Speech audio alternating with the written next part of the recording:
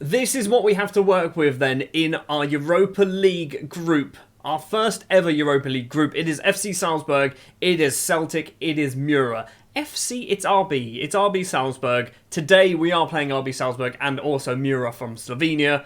I'm hoping for maybe 4 points. In between episodes, we have also played 2 league games. We've won and we've drawn a match. We are currently sat second place in the table. Ventspil's currently top with a fairly sizable goal difference after 4 games. So over in Austria then for our first Europa League group stage game. Our first ever Europa League group stage game. Red Bull Salzburg are our opponent, Celtic playing Mura in the other match. I'm thinking we might be losing this one, but I've got my hopes that we might be able to get something. About 15 minutes on the clock and Salzburg do have the ball coming forward. It's Patson Daka who's now signed for Aston Villa, hasn't he? It's a cross-field ball. Aronson's going to keep that in play. Salzburg then crosses that in once again. It takes a massive deflection and now Taihi can counter-attack. Here we go. Oleg Gorks on the right-hand side for us. He's got Al Makani in the middle if he wants to try and cross it towards him. Gorks is going to go it alone. Does get a shot on target as well against Schlager, but it is saved. Free kick for Schlager to take 17 and a bit minutes. Not a very good free kick from the goalkeeper. David Titov can run forward. Finds Taihi on the right-hand side. There's 4 in the box in front of him. He's going to go it alone, and he's hit it just wide. Celtic have taken the lead then against Mura. They're currently 2-0 up, which puts them top of the group. 30 minutes played here. And Salzburg coming forward with the ball. Kamara crosses it Christensen on the volley. And what a finish that is from Rasmus Nissen Christensen. There might be more to his name. It is 1-0. And arguably that's against the run of play. Let's get straight back into this. Taihi to Kauner. Cross it in. Plays it back to David Titov instead. He's going to try and run into that space, isn't he? Stops instead. Plays it to Kauner, the central midfielder on the right-hand side. Plenty in the middle. Titov crosses it in. Smirnovs is there. Headed effort isn't very good at all. And now Salzburg can clear it upfield. Hopefully it's going to come back. Big Troningov's playing as a defender today. Vugel's on the left-hand side. I've started to make Vugel's more of a fullback. More because Troningov's is very good. And I like Vugel's as well. And I don't want to drop any of them if I can help it. David Titov has that ball from the clearance. Frankie Dow to Troninkovs. Vugel's wants that. Vugel's gets that. Smirnovs is in front of him. He's going to go down the left-hand side. He doesn't have a lot of pace, really, because he is a centre-back. Mikolov to Gorks. In on goal. He's gone for goal himself, and Oleg Gorks makes it 1-1. We are back into this game, and arguably we should be winning this. And at half-time, the little Latvian side, I would say, have been the better team. Their goal came out of absolutely nothing. I am pleased. I'm happy with how things are going. Looking at Kauner, maybe we need to bring him off, but we'll stick with what we got for the moment. Second half has been very uneventful so far. 65 minutes. We're going to do this Sergei's Kauner substitution. Oskar Ivanovs is going to come on. He's not really a central midfielder. He's more of an attacking midfielder, but we'll play him in the middle. He should be all right there. We're also going to do Smirnovs coming off for... What do we do here? I think we do bring on Stipniks on that left-hand side. I think that's what we're going to do here. So Smirnovs will be the man to be replaced. I want to bring off Al Makani, but also Al Makani is very, very good. This might be, I think, the first game that he's played so far for us that he hasn't scored in. There's still time. There's also still time for Salzburg to get themselves back in front. Zommers holds on to the free kick. 15 minutes left to play. Zommers is running about like an excitable child. Kicks it long over the halfway line, but it's coming straight back towards us. Schurz to Kamari, doesn't manage to get it actually. Al Makani now, the Omani international, finds the substitute Stipniks. He's going to play it forward back to Mikov. Long ball. Al Makani heads down to Oleg Gorks, and Oleg Gorks at the back post has made it 2-1 to the academy against the top seed in our group, RB Salzburg. This could be massive. If we can beat the best team in this group, we could beat every team in this group. And that's going to mean massive numbers of coefficient points. I also feel justified about keeping Al Makani on because he's now on a 6.9. He did go up to like a 7.2. We've got minutes left to play. Very, very few minutes, in fact. I want to bring off Taihi, but we've got no wingers. Saranins. Do we put Saranins on the right-hand side? Do we maybe put Al Makani on the right-hand side? He might be able... You know what? We're going to do that. So, we're going to do that, and then we're going to take Taihi off for Saranins. That is all of our subs with about 3 minutes of normal time to play. If we can hold on, that would be lovely. This might not be holding on, though. Frank Dow to Zommers to Troninkovs. I should probably take it off of positive and go maybe a bit more defensive. but I just kind of like to stick with what we do. Stipe Nikes, he's going to run across. Lovely little pass actually to Yanis Vogels down the wing. Use your pace, big man. You haven't got much, but use it anyway. Crossfield ball. Ivanovs doesn't get there, and this is what I was fearing. Don't do this. Aronson against Zommers. Zommers with a very good save. Concedes a corner. 30 seconds of normal time plus 3 minutes of injury time. Celtic have taken the lead. It's 3-1. I say taken the lead. Scored again. It's 3-1. So they are top of the group. Ali Al-Makani. It's one-on-one. It's one defender. Ali Al-Makani's gone wide. His effort is not very good. It is hopefully going to stay 2-1 to the Skinnz Academy. That's massive. That is a massive result. Wasn't thinking we were good enough to beat Salzburg. We've just beaten them pretty comfortably as well. We should have scored a couple more goals. Their goal was a bit of a freak goal as well. It was out of absolutely nothing. 3 points and some coefficient points too. We've now got to play 2 league games in between our Europa League matches. It's going to be Latvia and Spartak. Spartaks are a team that often beat us, or we lose to them, or we draw against them, things like that. So, yeah, I'm kind of a bit concerned about that. We'll be back for the Mura game at home against the Slovenian side. We should win that one.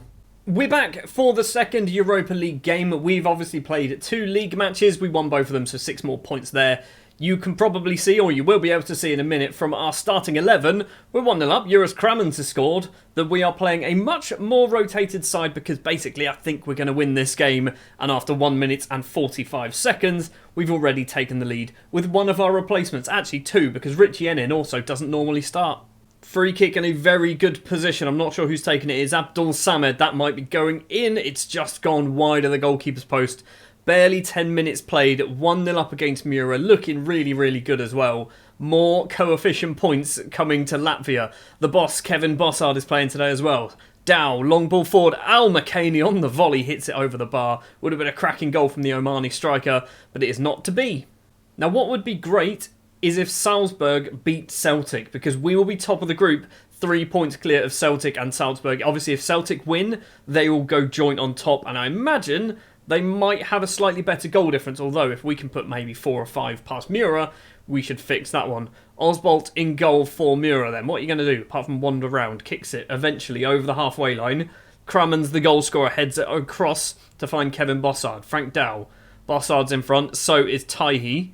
Taihi, what are you going to do? Plays it backwards to Maris Mikolov, who's made himself one of the mainstays in our starting 11 as of late. Sabala's in, and Sabala has finally scored his first goal of the season. Also, his first goal on camera as well since we signed him about 6 episodes ago.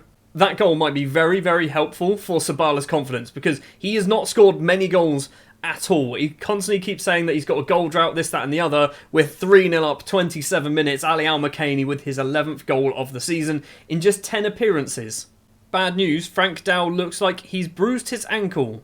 I think we'll keep him on. Celtic have also taken the lead. Mikolov's corner comes in, Frank Dow's there, and Sabala's at the back post for his second of the game. 4-0, and we are not even at half-time. I was expecting to win this game. If I'm honest, I was expecting to beat Mura. I wasn't expecting to be 4-0 up at half-time. I'm very happy. Keep it going. Everyone's playing well. Sabala is on an 8.3.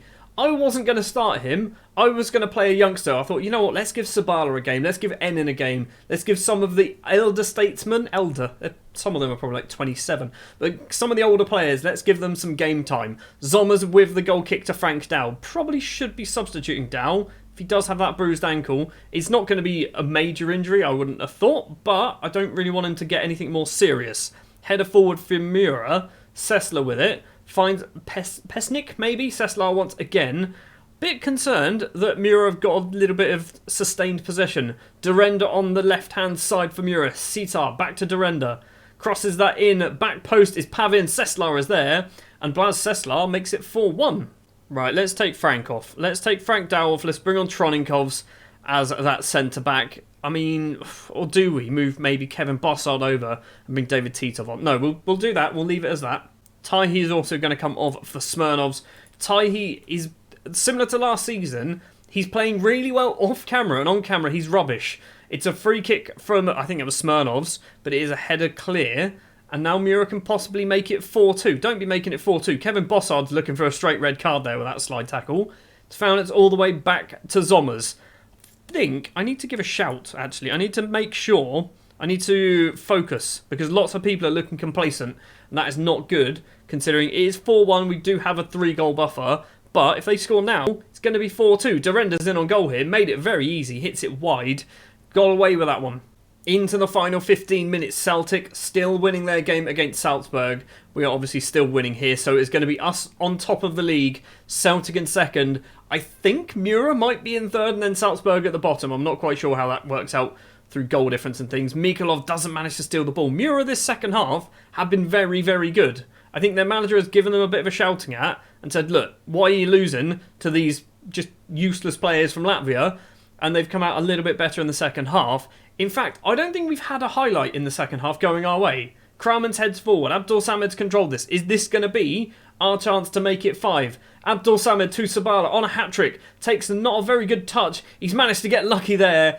And Valeris Sabala finishes off with a cartwheel. Gets himself a hat-trick. His first 3 goals of the season.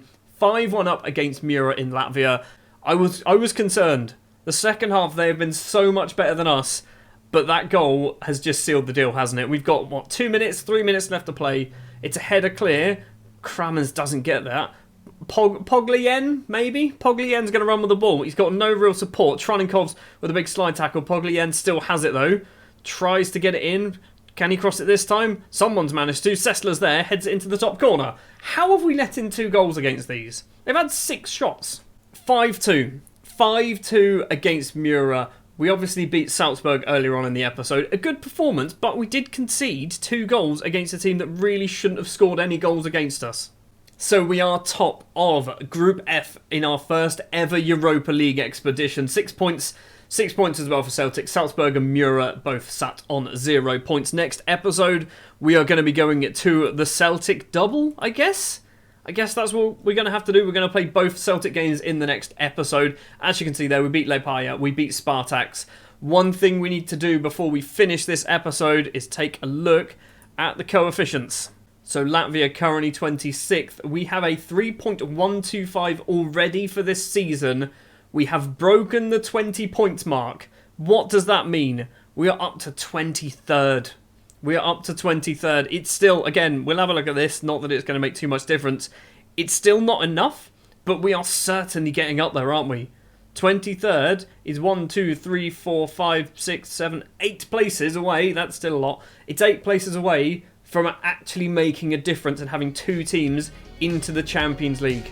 Thank you very much for watching this episode of Football Manager 2021 with the Skinnz Academy. Coefficient points, goals, points, Europa League fun all round. Hopefully you've enjoyed. If you have, leave a like, hit the subscribe button if you're new to the channel, stick your comments down in the comment section below. We'll be back next time for a Celtic double header in Europa League Group F.